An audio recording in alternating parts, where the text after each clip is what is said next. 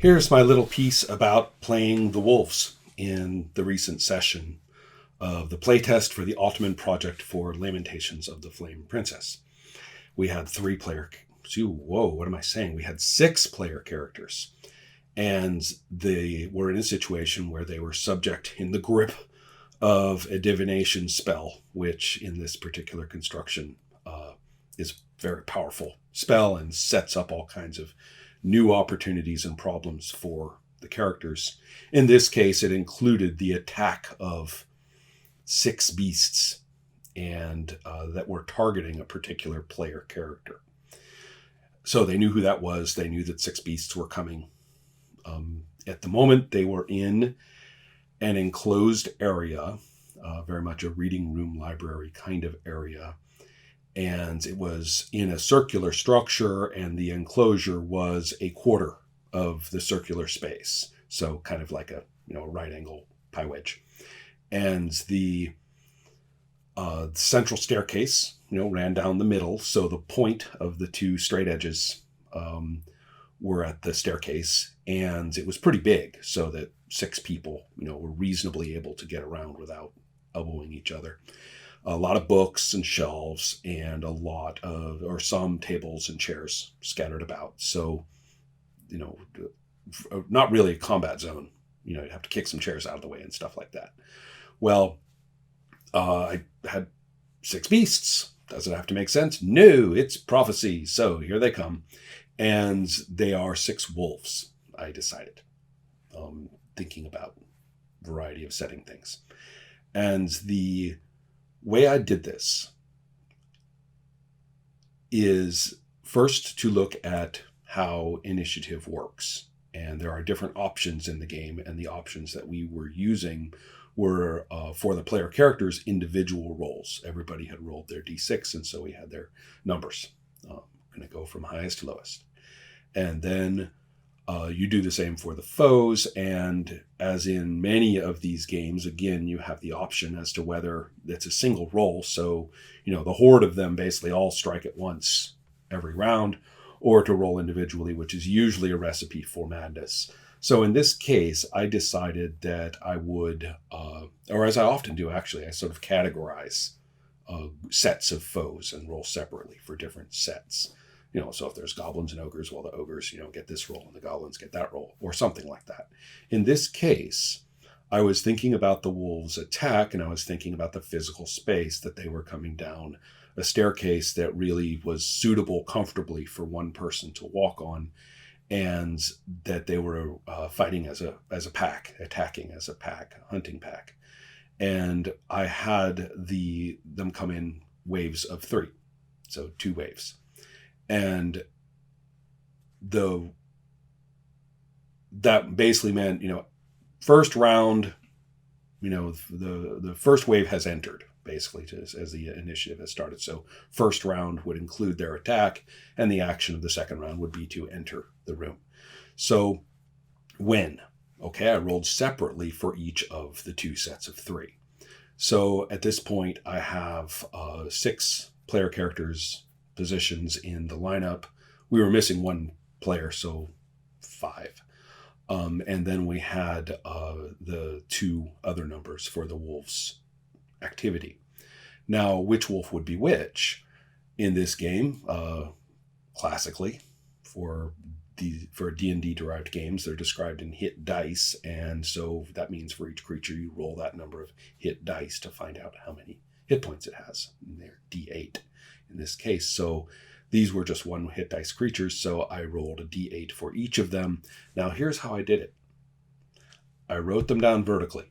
1, 2, 3, 4, 5, 6. And I didn't give them a number or anything. I just wrote the number, wrote the number under it, and I ended up with a column of 6 numbers, each of which was the respective wolf's hit points. Then I took my pencil and I drew a horizontal line between the top 3 and the bottom 3. And so the top 3 would be the first set of wolves. The bottom 3 would be the second set of wolves. And so looking at them, I noted that they varied quite a bit in hit points. There were a couple of wolves that were pretty low in hit points and a couple of wolves that were pretty high. Now, I didn't really engineer this part. I basically said, all right, which wolf is who's doing what to which wolf. We just started going down the line of actions. So the first thing that happened was one of the player characters, who was quite speedy in this case, got in a sword slice at one of the wolves. And it simply happened to be, without saying, oh, well, which wolf is it? No, I just said, okay, top wolf of the first three. If whatever happens and a wolf's involved, it's just going to be, unless it's specified to be the same wolf, it'll be the next wolf. So I knew which one had taken the nick. Looking at the three of them, when their action came up, I was able to say, well, this one's the big one because of the hit points, and that's the one that's leaping for the target's chest, while the other two are attacking in a flanking way. And this, in this game, has essentially no mechanical meaning. It's narration, and then it factors into how you narrate the outcomes. You can play without it, but if you use it, then you will discover that an amazing amount of causality and other actions start to appear from everybody. So in this case, I had the wolves attack in this fashion, and I knew that it was the big one, right, that is leaping for his chest. So then, of course, during that same round, I had the other wolves just come in. Okay, so during the rest of the round, as indicated by the first person who had acted, I was saying, all right, someone's shooting an arrow. Are you shooting an arrow at the wolf that's leaping for his chest? Are you shooting an arrow at one of the others? That kind of question. Now, if one of the others had been targeted, then it just would have been the next wolf, on the list.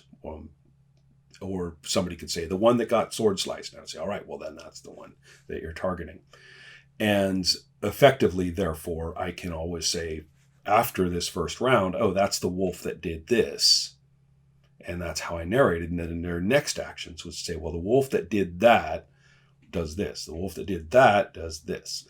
And therefore, it was never a matter of unstructured choice to say which wolf was doing which. After it was started, after we knew that one had been hit, and whenever anything new happened to a wolf, and there was no reason to think it was a particular one, it was just the next wolf down. So then when the third wolves got going, the same thing happened.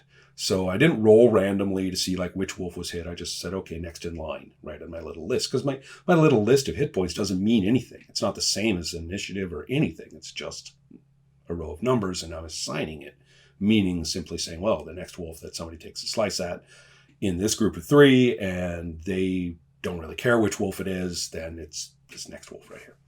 So and there's no distinction in who's wounded or not. So they're just hitting a wolf and next one on the list. So the net effect after the both sets of wolves were in action was extremely easy. It was extremely easy to know which wolf with which hit points was doing what, and what they had just recovered from doing or were attempting to complete doing from the last time. Add to that the fact that I am a biologist and do have a background in a wide variety of animal behavior, among other things. I just simply drew on that for what they looked like and how they acted and stuff like that, and reasonably sinister without actually even half trying. The thing to do in that case is just to draw upon what you do know as much as you can and when you can without forcing it. And it was quite easy for me to do that. For you, it will be something else in some other fictional circumstance, and that's fine. So do that a little bit, when you can or when you want and what you know, and you'll find that the other stuff in play that you don't narrate as fully due to your lack of expertise often gets filled in by a player verbally, or is treated imaginatively by everybody as if it had been filled in. Somebody must know, and you don't have to. So anyways, that works out very nicely and cuts down on all that sort of tedious blather, of describing every last thing in an encyclopedic way. Well, back to the choreography that emerged. See, it's not choreography like a choreographer writes it and designs it and then trains the dancers and the dancers go and perform it. I'm talking about what emerges as an audience experience, including myself as audience in this regard, of enjoying, the wolves. So I hope that makes some sense. It really isn't anything except that. I merely rolled their hit points, lined them up. I knew they were in two separate groups. I rolled separately for each group's initiative point in the order. And I also had the sort of who's targeted when set just opportunistically. When somebody took a slash at a random wolf in the bunch, it was the next wolf down. So, unless, of course, they said something like, I'm going after that one that he hit with the arrow or something like that. And I would ask questions just to see if that was going on as people announced their actions.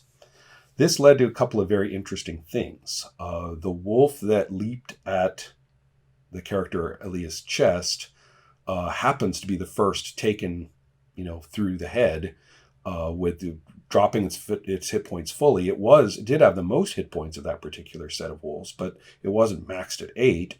And the arrow strike did, in fact, kill it. So since the attack roll had been quite poor, since the character was in a defensive stance, it was very easy to narrate his activity as basically using his footwork and his shield work to just basically keep that wolf entirely off him and literally hurl it backwards off his shield. And so there it was, hitting the floor, recovering its feet, and right then, just turning around for its next strike. And right then is when the arrow, a fatal shot, and I decided to describe it as a gruesome kind of headshot, drops it in its tracks. And the other wolves, therefore, those two wolves did not have any, well, I think one of them had a little bit of damage on it, right, from the sword slice. So they were distinguishable as targets if anybody cared. And so the other wolves I treated similarly. What I'm getting at here is that therefore it was no choice of mine, but it was the way it turned out that the final two wolves were also the two with the most hit points of all 6. Looking at this, I did a little creativity in my mind and said, okay, we've got the male leader wolf was the one who came in first and with the other two and took point on the attack. But these two, which are bigger and seem to have, weathered the fight at full hit points so far, they must be like the badass females. So I narrated that and it, added a little more edge to what was going on. And that's pretty much exactly how I did the whole thing. And I recommend any such mechanism on your part, particularly that keeps you from this annoying business of, I'll roll to see which of the wolves you're targeting and any of that kind of stuff, but also keeps it from being, here. So he's targeting wolf. Is it going to be the one with the low hit points or the one with the high hit points? And I'll just choose right now, I know I want this fight to last longer, so it'll be the wolf with the higher hit points. So I think I need to get this over with before any of them get die. So let's make it the wolf with the lower hit points. None of that logic was involved. And the final thing that I've talked about a little bit more, again, is how do you end up with the physicality? This game does not offer anything of the kind. It is not first-person shooter view in terms of your character's actions. You're really only working with outcomes. Let me distinguish between outcome and narration. They occur so folded together so much in the experience as fiction that people forget that these are very different things. The outcome is whether the wolf was hit and how many hit points did it take and whether that kills the wolf or not. And if it were another game, we would talk about, its penalties or something. If it was wounded, that's not in here. All of those things, which are, in this case, constrained by the outcomes of dice, by the results on dice. That's not always the case. Outcomes can come about in a wide variety of ways. But in this case, outcome and what I'm calling outcome authority is working off of an instrumental constraint. So now I'm talking about something that the dice don't do, which is managing or stating what it looks like now, the fictional result of all of that outcome. And this is narration. That's why narration is different from outcome. In this case, it's mechanically entirely different, with the outcome only reaching into the direct effect if the thing dies. And otherwise it just doesn't. And then you have this notion too of how much are you going to narrate that will be consequential for the next set of things to do. In Lamentations of the Flame Princess, there are stances and things like that which we can treat as constraints. You were in a defensive stance, so if you shift stance, we can maybe not have any really direct effect, but we have a very imagined effect of your character changing what they're doing. And also there's other things too. If I say, well, the wolf rolls to the left and somebody's standing at the left, that matters. So how much of outcome authority are you going to see delivered by whatever instruments you're using and whatever mechanisms there are for that, and then taking that into narration authority? How much are you going to control the situation by, let's put it bluntly, abusing your narration authority?